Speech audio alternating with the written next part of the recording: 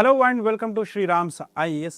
आप सबका स्वागत है इंडियन इकोनॉमी की सीरीज में where we discuss one PYQ one day. Now in this series we are currently discussing UPSC paper 2023 and आज 2023 के पेपर का लास्ट क्वेश्चन है। This question particularly talks about direct and indirect subsidies and this question asks a straightforward question that what are direct and indirect subsidies provided to farm sector in India. Now this is a direct question and you need to answer it directly, defining what are direct subsidies, what are indirect subsidies, whether that is a subsidy provided to farmers in terms of MSP or I would say public stock holding, I would say different schemes under Pradhan Mantri Krishi Sinchai Yojana, Fasal Bima Yojana, whether it is direct or indirect subsidies, they are provided to farm sector. Either that is to build the infrastructure, you have to define it along with the schemes and their objectives. You can write 4 to 5 points in one-liners for this. Second, the second part of this talks about that what are the issues which are raised by World Trade Organization for, I would say, against the subsidies provided by Indian government to the farm sector. Now, once we understand that there are two parts of this question, we need to remember that in introduction, we can start directly with the data about the farm subsidies. Understood? Second, in the conclusion, we need to provide a way forward for these issues, that how to solve these issues at World Trade Organization. We need to summarize all the 4 issues or 5 issues, 4 to 5 issues, whether that is related to direct subsidies, whether that is related to MSP, whether that is related to public stock holding, or that is related to export subsidies, which WTO directly or totally prohibits to be provided. Now, once we understand that, I would say, structure of this question, we need to write the answer from the beginning to the end, and we need to start with a good introduction and then to the conclusion. Now, before we go ahead and start the discussion, I just want to highlight over here that if you still are struggling for UPSC preparation, you need to get connected to a mentor as early as possible. For that, SRIRAM IES brings you this exclusively free mentorship session with a good mentor, a right mentor. For that, you just need to scan this QR code, fill the Google form and get yourself a good mentorship session so that you strategize your preparation well enough. At the end of this question and the end of the discussion, I just want to highlight also this thing, that at the end of this discussion, if you write the answers after the discussion, after you listen to the discussion, you can provide that answer or send that answer to the given details, contact details, and then you can connect with me also or send me the answer. I will get it evaluated and we will discuss it in the next video. Understood? So let's start the discussion. And the farm subsidies in India account for around 2% of the GDP. So the farm subsidies in India account for around 2% of the GDP and nearly 21% of the farm income in India, supporting millions of small and marginal farmers while ensuring food security for entire country. Now, these farm subsidies are not only pertinent for the farmers, they are important, significant for whole of the nation, because we have somehow been able to tackle the menace of hunger, malnutrition, undernourishment only because of these subsidies like MSP, public procurement, public distribution system and whatnot.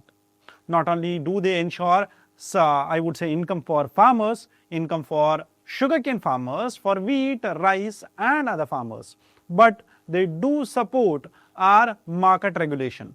They do support that how government is going to intervene into the market by releasing the excess supply or by releasing the reserves which government makes, so that when there is shortage of supply in the market, government can fulfill that shortage.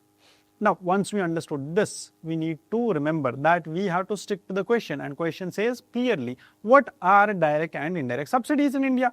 So, direct subsidies are those which are fiscal transfers directly given to the farmers, and they are the income transfers, the price support and insurance schemes which are directly given to farmers, whereas indirect subsidies are those which are input costs incurred by government to fertilizers.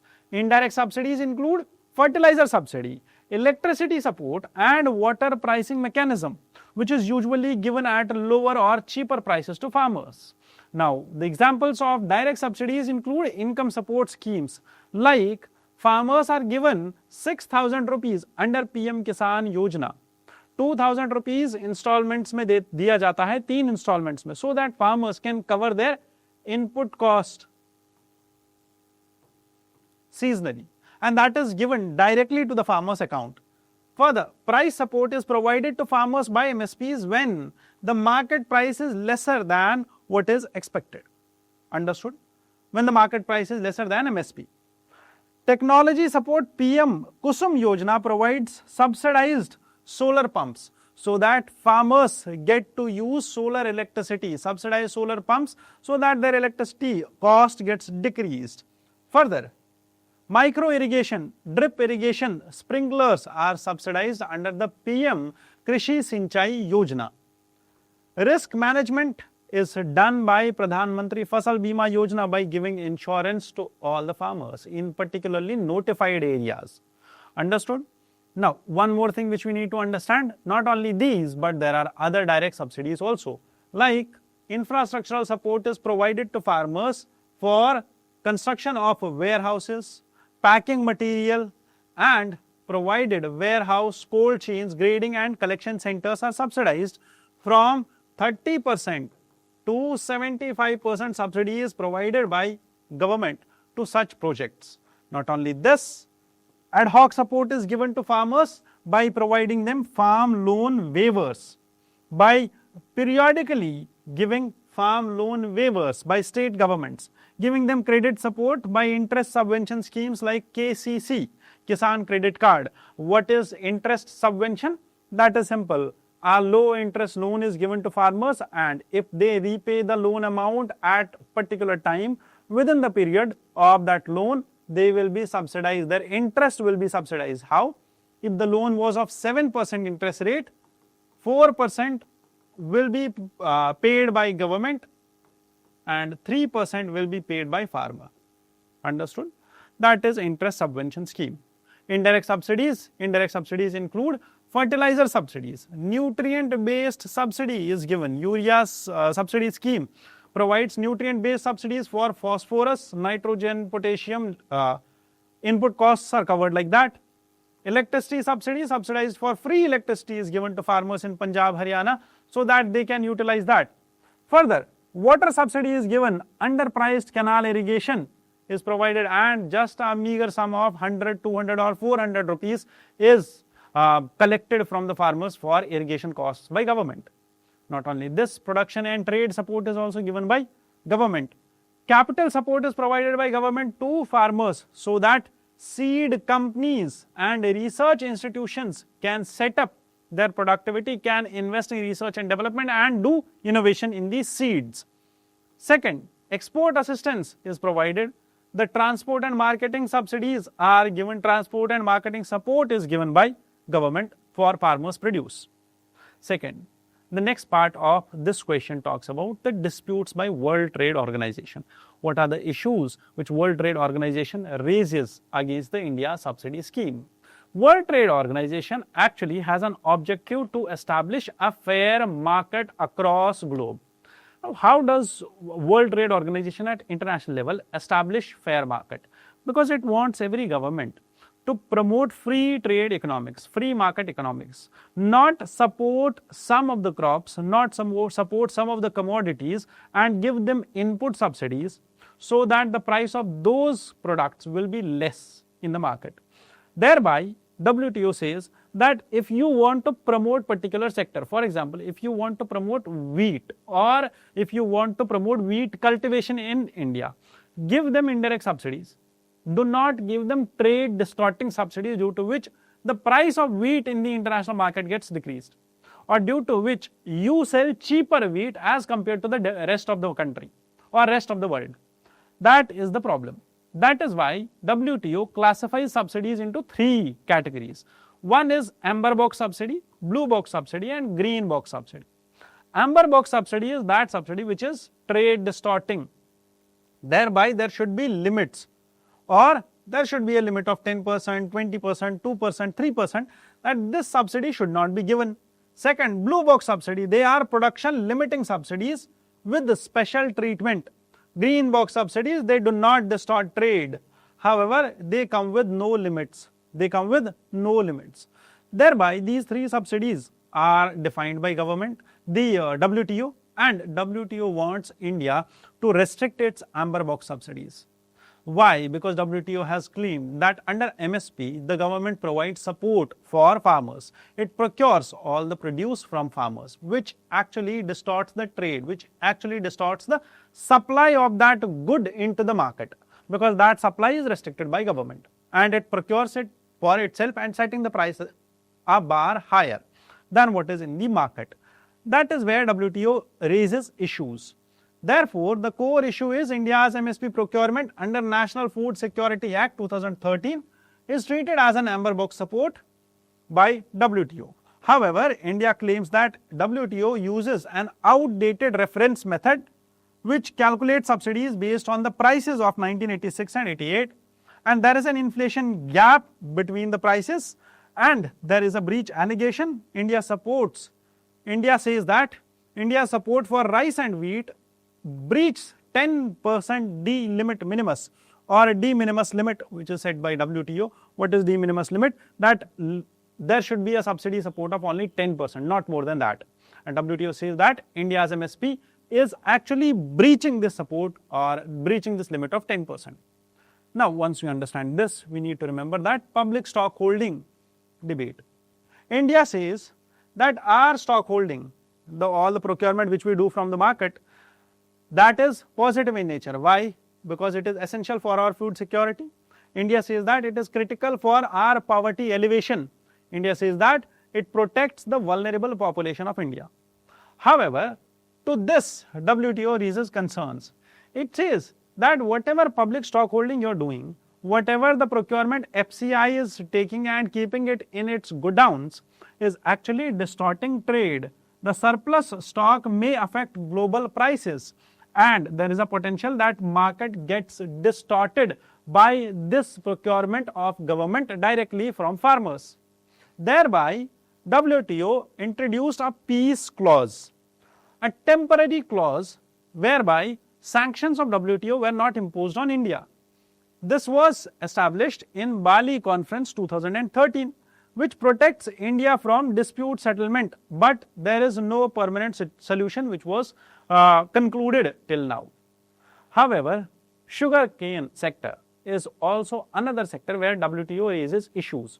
What is this? It says that the fair and remunerative price which India is giving for sugarcane is also exceeding the permissible limits under the agreement of agriculture. That is, it is also distorting the market. The export subsidy which is given for sugarcane is also violating the WTO rules.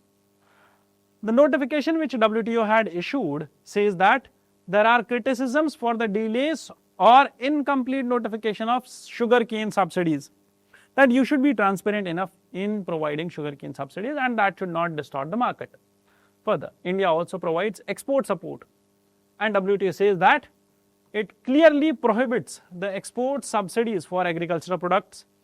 India says that India's assistance for sugar exports was ruled inconsistent with agreement on agriculture, requiring the policy adjustments. So these are 3-4 issues. Along with this, there is an issue with fishery sector also, and in fishery sector, India's position is clear. India says that the WTO's discipline propose that WTO disciplines may restrict support for small scale fisheries who depend on the subsidies for livelihood. WTO members argue that this will lead to overfishing. India helps its fishing community by providing them subsidies for getting equipments and for providing them, I would say, warnings and weather related updates, and it helps them to fish or to earn their livelihood because it is small scale fishing.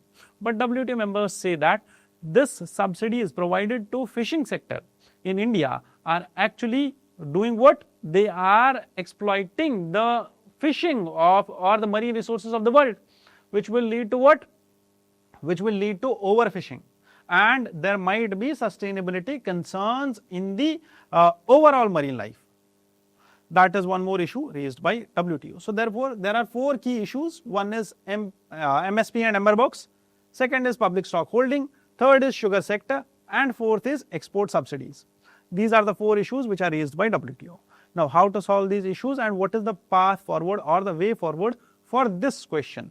We should write about the current position that peace clause should be now renegotiated and we should find out a permanent solution to the disputes.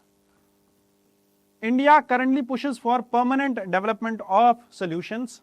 India wants that global trade rules and India's food security should be balanced with each other.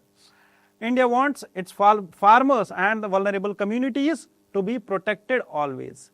Now, these are the 4 goals which we should pursue, and lately India must continue to push forward for permanent solutions and ensure that there are food security and farmer security both are protected in India. That is why India abstained from signing RCEP, that is Regional Comprehensive Economic Partnership, back then 2 to 3 years back. Also, we need to understand that there are 3 goals which we are actually achieving by these farm subsidies, that is food security, rural livelihood and agrarian distress. All of them are protected because of these food security. Now, this is a holistic topic and we had to discuss it entirely. So, for now, I believe this question with content, structure and facts has been answered very well. If you write this question and write the answer of this question, you can share the question on the detailed, or I would say contact details which are given in the beginning of the lecture or beginning slides of this lecture. You can share it there and I will get it evaluated. We will discuss it in the next lecture. With this, I wish you all the best. Thank you for joining in here. Jai Hind.